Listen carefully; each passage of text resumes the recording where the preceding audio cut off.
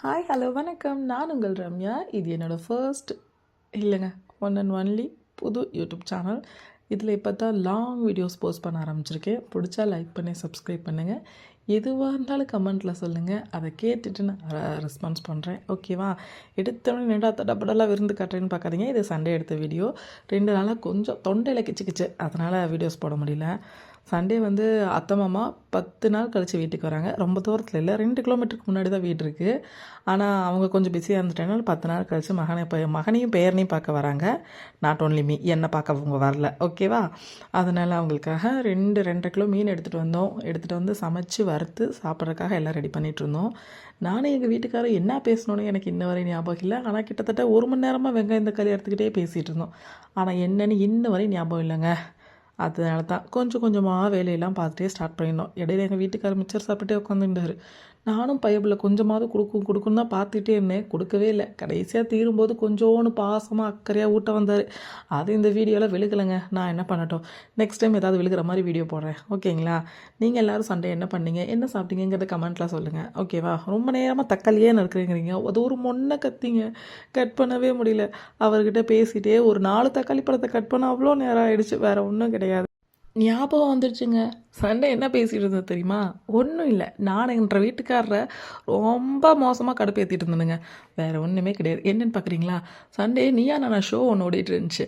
அதில் ரொம்ப கண்டிப்பாக இருக்கிற மாமியார்கள், அப்புறம் கொஞ்சம் மருமகள்லாம் ஸ்ட்ரிக்டாக இருக்க மாட்டேன், ஃப்ரீயாக இருக்கலாம், அவங்கள வந்து எல்லா சுதந்திரமும் அவங்களுக்கு கொடுக்கணும் அப்படிங்கிற மாதிரி பேசுகிற மாமியார்கள்ங்கிற டாபிக் ஓடிட்டு இருந்துச்சு.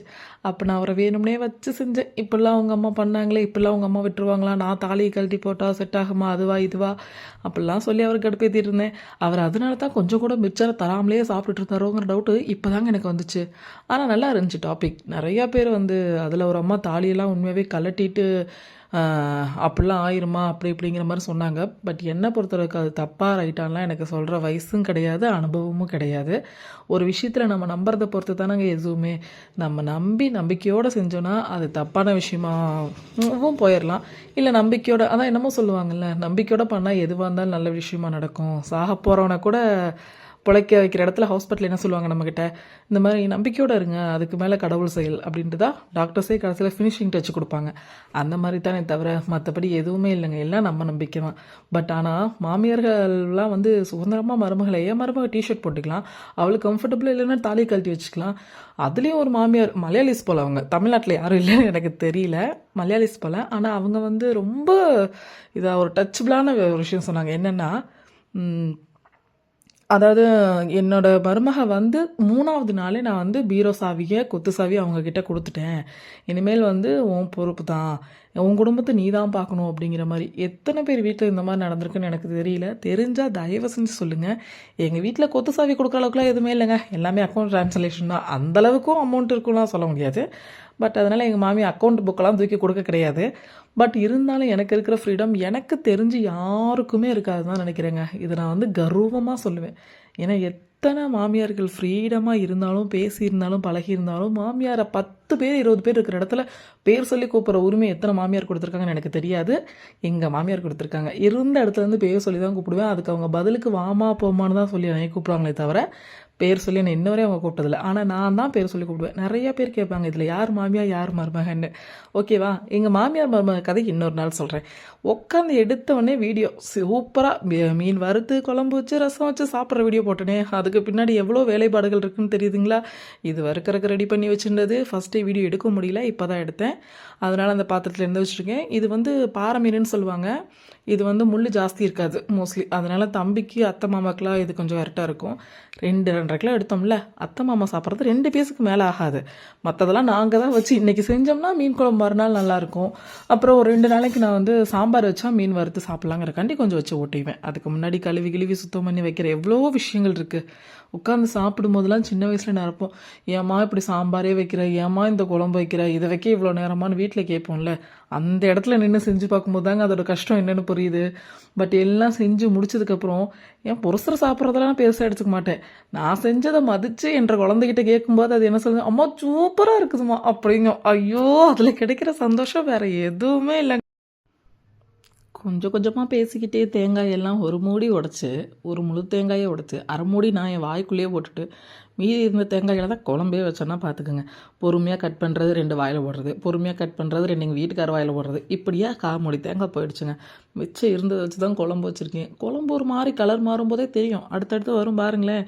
கலர் வெள்ளை வெள்ளையேன்னு இருந்துச்சு குழம்பு, மீன் குழம்பு. பட் டேஸ்ட்டெல்லாம் சூப்பராகவே இருந்துச்சுங்க. நான் வச்சதுங்கிறதுக்காக இல்லை, உண்மையாகவே நல்லா இருந்துச்சு. நான் இந்த புளிக்குழம்பு, புளியை கரைச்சி ஊற்றி புளியிலேயே வாழ்கிறது, இந்த மாதிரி எந்த விஷயமா இருந்தாலும் சூப்பராக பண்ணுவேன். ஏன்னா நான் சாம்பார், கறி, மீனெல்லாம் தாண்டி புளிக்குழம்பு பைத்தியங்க. என்ன மாதிரி யார் புளிக்குழம்பு பைத்தியமாக இருக்கான்னு சொல்லி கமெண்ட்டில் சொல்கிறீங்களா? ஓகே. பாதி தேங்காய் தின்னு முடிச்சோடனேயுமே மீன் மசாலா தடவி ரொம்ப நேரம் ஆச்சு. சரி 2 கல்லில் போட்டுட்டு வருவோம் அப்படிங்கிறக்காண்டி வந்தேங்க. எண்ணெய் எனக்கு மேலே கொதிச்சிருந்துச்சுங்க. போட்டோன்னே பார்த்தீங்களா எப்படி ஆவி அடிக்குதுன்னு. போட்டு ஈட்டு முடிச்சுட்டு ஒரு 4-5 மீன் ஒரே கல்லில் போடுற மாதிரி தோசை தவா என்னோடது பெருசு. இது வந்து தோசை சுடுறதுக்காண்டி வாங்கினது. நான்ஸ்டிக்கில் அந்த தோசை சுடுற பக்குவம் போயிடுச்சுன்னா அதை சும்மாலாம் நான் தூக்கி போட மாட்டேன். இந்த மாதிரி மீன் வறுக்கிறதுக்கு, சப்பாத்தி போடுறதுக்குன்னு யூஸ் பண்ணிக்குவேன். ஓகேங்களா. மீன் ஒரு வழியாக வறுத்து மீன் பொரிச்சது இன்றைக்கி உண்மையாகவே சூப்பராக இருந்துச்சுங்க. அவ்வளோ டேஸ்ட்டாக இருந்துச்சு. முன்னெல்லாம் நான் மீன் பொரிச்சேன்னாவே அது ஒரு மாதிரி உடஞ்சி போயிடும், தோலெல்லாம் கொதன்னு வந்துடும்.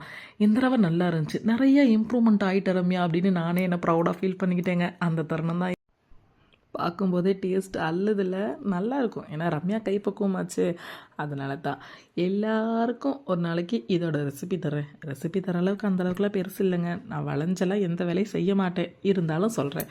பக்கத்து அடுப்புலையே ரசத்தை தாளித்தேன். வெறும் தக்காளி ரசம் தான். என்னடா புளியை பற்றி பெரிய புளி மாதிரி பேசினாலே அப்படின்னு பார்க்குறீங்களா?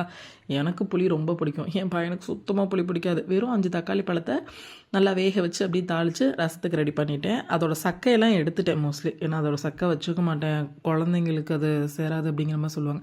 அதனால் அதோட சக்கையெல்லாம் நல்லா புழிஞ்சதுக்கப்புறம் அதெல்லாம் எடுத்து டிஸ்போஸ் பண்ணிவிட்டு ஃபுல்லாக எடுத்ததுக்கப்புறம் மட்டும்தான் அந்த வேலையை சாரி ஃப்ரெண்ட்ஸ், என்னோடய உடன்பிறப்பு ஃபோன் பண்ணிட்டா.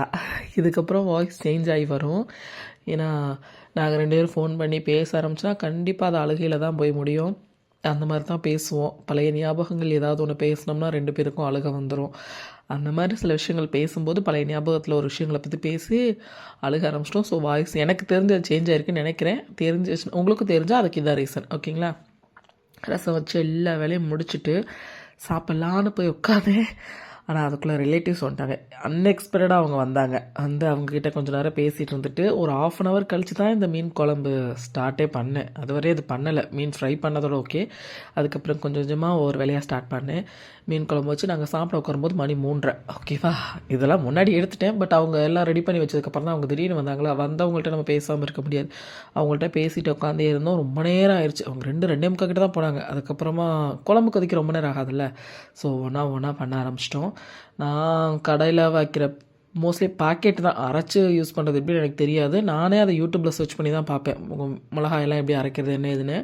நான் இந்த சக்தி மசாலா, ஆச்சி இந்த மாதிரி வருதுல, அதில் வந்து மீன் குழம்பு மசாலா, மிளகாப்பொடி, மல்லித்தூள் இதை மட்டும் தான் போட்டு யூஸ் பண்ணுவேன். காரம் இருக்காது. நான் சொன்னேன்ல தேங்காய் முக்கால்வாசி நானே சாப்பிட்டேன்னு. பார்த்தீங்களா குழம்பு எவ்வளோ வெள்ளை வெள்ளையேன்னு இருக்குதுன்னு. மசாலா காரமாகவும் நான் மோஸ்ட்லி போட மாட்டேன். ஏன்னா தம்பியும் சாப்பிட்ணும். அதனால் அவனுக்கு இப்போ தான் கொஞ்சம் கொஞ்சமாக காரம் சேர்க்க ஆரம்பிச்சிருக்கோம். எங்கள் சைடில் மீன் குழம்புக்கு மிளகு போடுறது வழக்கம். உங்கள் சைடில் அந்த மாதிரி இருந்தால் கமெண்ட்டில் சொல்லுங்கள். போட்டால் நல்லாயிருக்கும். ஏன்னா என்ன சொல்கிறது, சளிக்கு மீன் குழம்புங்கிறது கொஞ்சம் நல்லாயிருக்கும்னு சொல்லுவாங்க, தண்ணியாட்ட வச்சா. அந்த மாதிரி இது நல்லாயிருக்கும். மீனுக்கு தேவையான அந்த இது வந்து கொஞ்சம் கம்மியாக அரைச்சிட்டுன்னு நினைக்கிறேன். மீன் ஜாஸ்தியாக இருந்துச்சு, குழம்பு கொஞ்சமாக போச்சு. பட் குழம்பு ஆனதுக்கப்புறம் செம்ம டேஸ்ட்டாக இருந்துச்சு ஃப்ரெண்ட்ஸ். எல்லாருக்கும் நெக்ஸ்ட் வீடியோவில்